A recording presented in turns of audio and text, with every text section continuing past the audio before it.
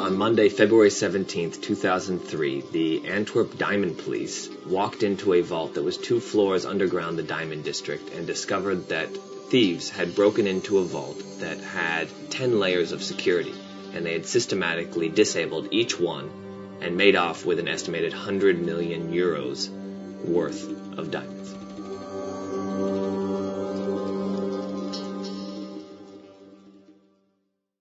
In the early 2000s, the city of Antwerp in Belgium was the beating heart of the global diamond trade.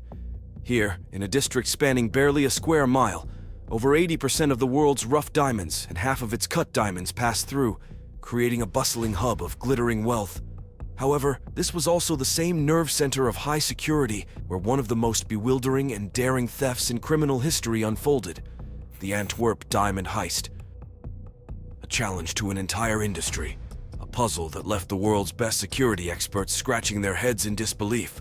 How did a group of thieves manage to penetrate a vault thought to be impenetrable? How did they outwit the countless security systems designed to be foolproof? The operation was not just about the monetary value of the stolen goods. It was a story of human cunning and the fragility of systems we trust as unbreakable. This is the story of the largest ever diamond robbery, better dubbed as the heist of the century. By now, it might be clear that what we are talking about, seemingly more like a Hollywood script than reality, was not just a daring theft, but a masterclass in precision, planning, and execution. But let's not get ahead of ourselves. Let's begin with the real people behind it. After all, they were the ones who left the world in awe. 1. Leonardo Notarbartolo, the orchestrator of all. Notarbartolo was a man of complexity. From renting space right under the authorities' noses, a masterstroke as you'll see in a minute, to disguising himself as a legitimate trader, he was no ordinary thief. Notarbartolo's team, however, was even more interesting. A diverse group of individuals, each with unique skills that were crucial to the heist's success. 2. Speedy. Known for his anxious and paranoid demeanor, Speedy was a longtime friend of Notarbartolo. 3. The King of Keys. An older man revered as one of the best key forgers in the world. 4. The Monster. Described as a tall, muscular man, the Monster was an expert in multiple fields: lockpicking, electronics, mechanics, and driving. 5. The Genius. There was this guy, a specialist in alarm systems. Among everyone else, Genius's role was probably the most crucial in navigating the complex security systems of the Antwerp Diamond Centre.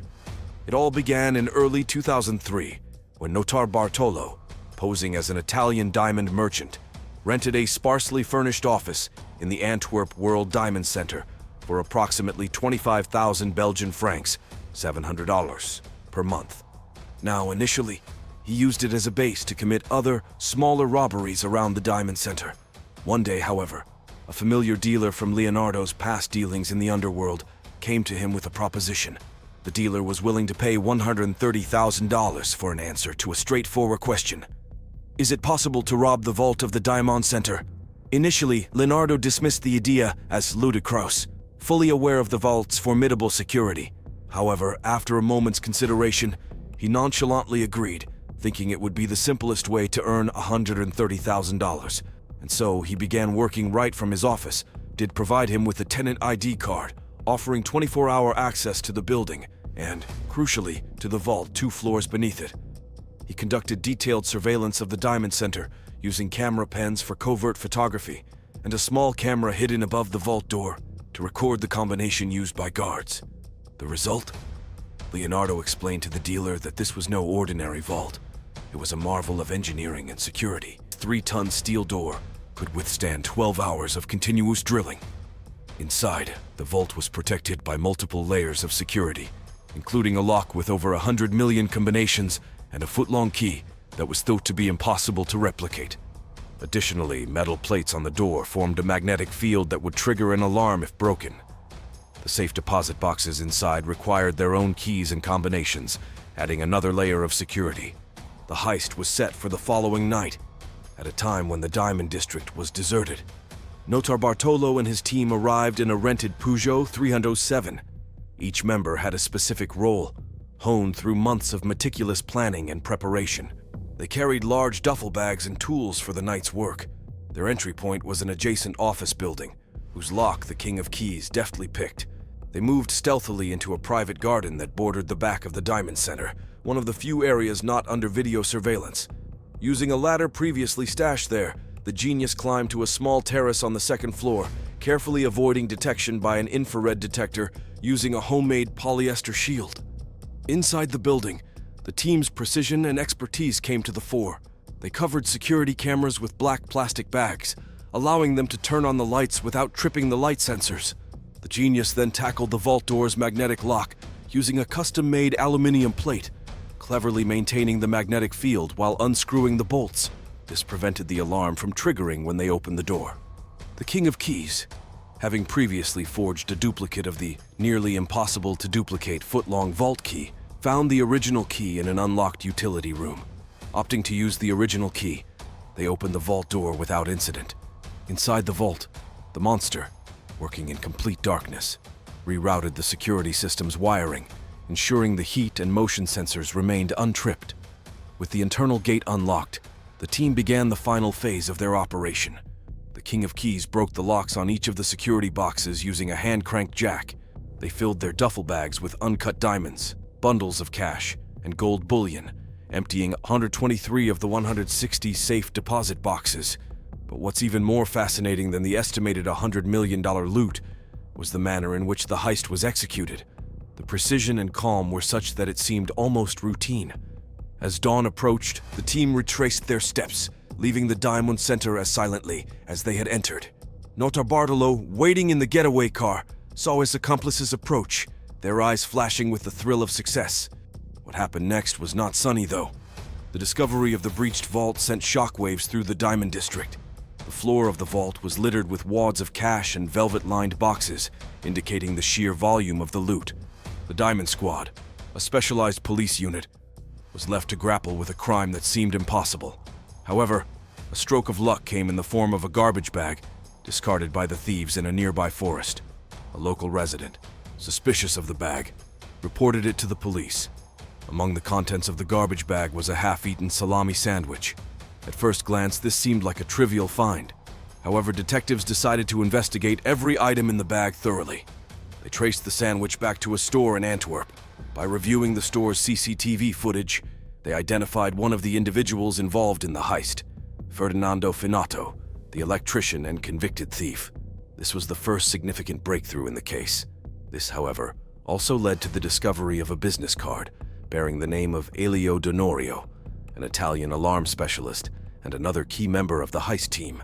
The identification of Finato led the detectives to Leonardo Notarbartolo.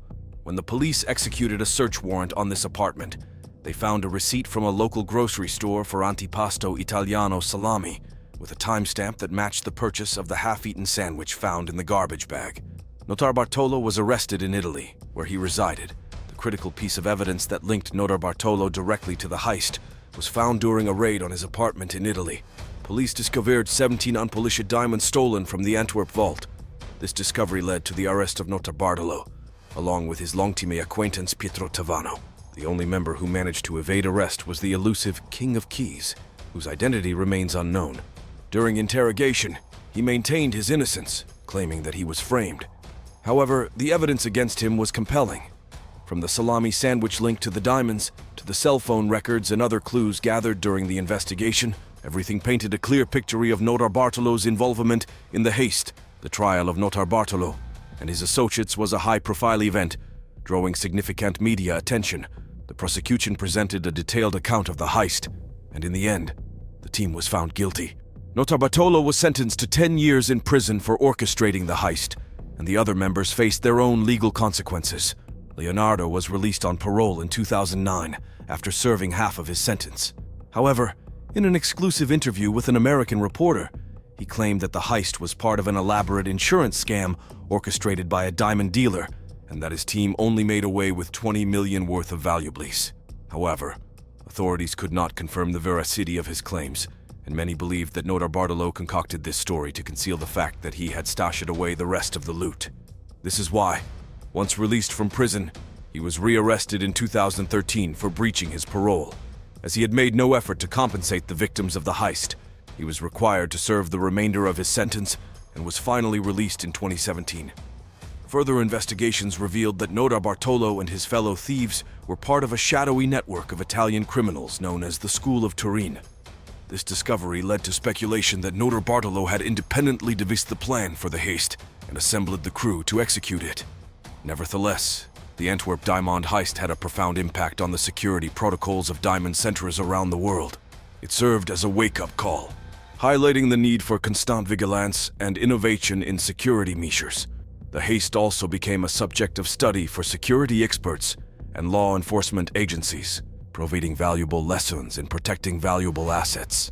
If you liked the video, please consider subscribing and sharing so we can keep bringing more content like this. Do you have an idea for our next story? Let us know. See you next time.